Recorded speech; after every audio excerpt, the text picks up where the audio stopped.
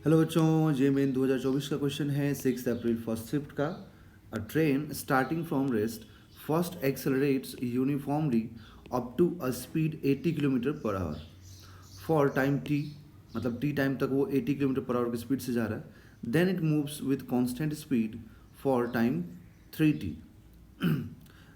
The average speed of the train for this duration of journey will be in kilometre. Average speed पूछ रहा है। देखिए यहाँ पर क्या बोला गया आपसे बोला गया कि यहाँ पर रेस्ट से स्टार्ट हुआ। एक मिनट, हाँ यहाँ पर रेस्ट से स्टार्ट हुआ, ठीक है। एंड कुछ एक्सेलरेशन की हेल्प से 80 का स्पीड गेन किया, मतलब यहाँ पे स्पीड इसका हो गया 80। रेस्ट से स्टार्ट हुआ और 80 का स्पीड गेन कर लिया एक्सेलरेट करते हुए। उसके बाद बोल रहा है कि अब कांस्टेंट स्पीड से, ठीक है, अब कांस्टेंट स्पीड से कुछ टाइम तक मूव किया है और यहाँ पर टाइम कितना है t है, इधर में टाइम कितना 3t। तो कांस्टेंट स्पीड से मूव किया, मतलब यहाँ पर लास्ट में स्पीड कितना रहेगा, उतना ही रहेगा 80 kilometre per our. But acceleration क्या रहेगा इस ड्यूरेशन में 0, मतलब a b से लेके c तक एक्सेलरेशन 0 होगा। तो इसको ग्राफ में हम प्लॉट करते तो ज़्यादा अच्छे से समझ में आएगा। ग्राफ में प्लॉट कीजिए, वी टी ग्राफ दिखाइए इसका, ठीक है। तो वी टी ग्राफ दिखाएंगे अगर आप तो ये वी और ये टी पहले टाइम के साथ इसका स्पीड इंक्रीज़ कर रहा है क्योंकि ये एक्सेलरेट किया। तो पहले टाइम के साथ इसका स्पीड इंक्रीज़ किया एक्सेलरेट होने की वजह से। फिर क्या हुआ, इसका स्पीड जब 80 पहुंच गया तो कुछ टाइम तक कांस्टेंट रहेगा, ठीक है। तो यहाँ पर स्पीड कितना है 80 और ये t टाइम तक एक्सेलरेट किया, तो यहाँ पर टाइम कितना हुआ 3t, ठीक है। मतलब ये पूरा इंटरवल t हुआ, यहाँ पर टाइम t हुआ, ठीक है। फिर 80 की स्पीड से, ठीक है, कांस्टेंट स्पीड से 3t टाइम तक मूव किया। तो 3t टाइम मूव करने का मतलब हुआ कि ये time interval 3t, but graph पे कितना होगा प्लॉट 4t।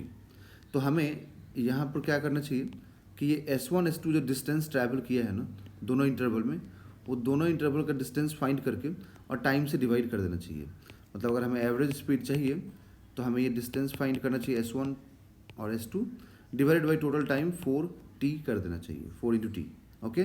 तो S1 फाइंड करने के लिए जब VT ग्राफ होता है, वेलोसिटी या स्पीड टाइम ग्राफ होता है, तो इसका हमें इसका हमें एरिया फाइंड करना चाहिए। तो एरिया फाइंड करने से क्या मिलेगा, अपने को डिस्टेंस मिल जाएगा अगर VT मतलब स्पीड टाइम ग्राफ है तो, और अगर वेलोसिटी टाइम ग्राफ है तो हम लोग को डिस्प्लेसमेंट मिलेगा। तो हम लोग यहाँ पे स्पीड टाइम ग्राफ से ये एरिया फाइंड करके डिस्टेंस निकाल लेते हैं, ठीक है। तो S1 मतलब ये एरिया इस ग्राफ का ट्रायंगल का, तो हाफ इनटू बेस कितना t और हाइट कितनी 80, दैट इज 40 इंटू टी आ गया S1। अब S2 देखें हम लोग, तो S2 क्या आएगा, S2 होगा यहाँ पर ये पूरा जो बेस है ना 3t है और ये कितना है 80। तो 80 into 3t that is 240t, okay. तो ये हम लोग को मालूम हो गया। अब जब ये मालूम हो गया S1 S2, तो हम लोग जब एवरेज स्पीड फाइंड करेंगे तो एवरेज स्पीड क्या लिखेंगे S1 plus S2 divided by 4 into T, that is S1 कितना 40t plus 240t divided by 4 into T. तो यहाँ से हो गया 280t बाई 4 इंटू टी, तो t से t कैंसिल, 4 से 280 कैंसिल, तो कितना होगा 70, ओके, 70 किलोमीटर पर आवर। तो ये एवरेज स्पीड हम लोग को मालूम हो गया 70 किलोमीटर पर आवर, ठीक है। Option number 2 is right answer.